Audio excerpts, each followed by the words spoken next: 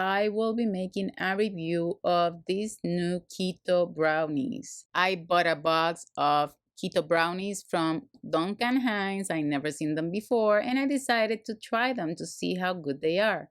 If you like this type of tutorial, feel free to subscribe to my channel.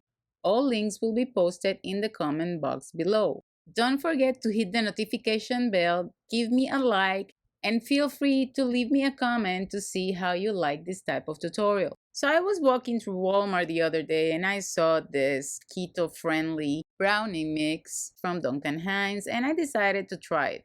As you can see, it has very few ingredients. All you have to do is add water, eggs, and butter. The mix is gluten-free and it uses allulose and erythritol as the exchange for the sugar. You guys have to look at the ingredients and see if you are okay with them, especially if you have any allergies to any of the ingredients. It uses almond as a flour. It has 200 calories and it makes 12 brownies. So I took the bag, open it, and put the dry ingredients in a bowl.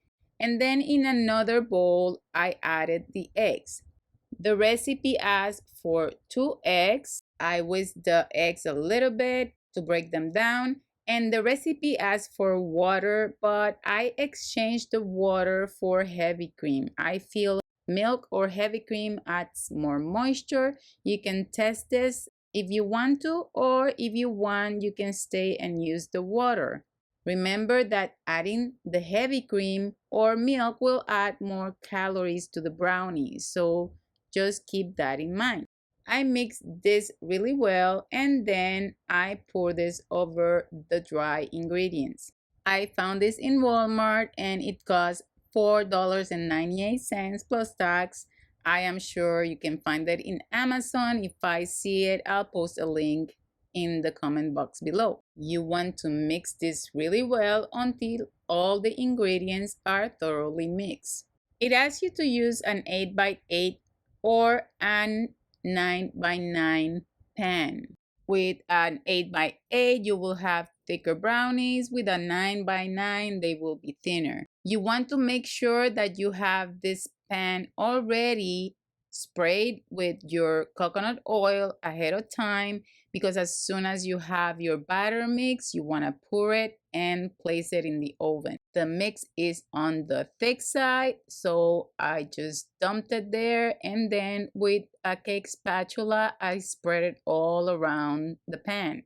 Also remember that your oven should be already turned on to 350 degrees. Once you have this spread all over your pan, you can place this in the oven. Now there's another option you can do, but remember, anything you add, you have to understand that you will be adding calories to this mix.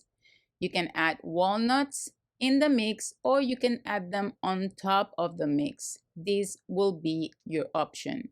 I am adding some walnuts. I am adding some chocolate chips, and these are from Lily's company, which are sugar-free too. Once you're happy with your brownie, you are ready to bake. Remember, these are additions only. You don't have to add them if you don't want the extra calories. Once you're done, you can place this in the oven. It takes between 24 to 28 minutes to bake. It will depend on the size of the pan you use. Mine took around 24 minutes. I just watch for the time because it can change depending on the oven too.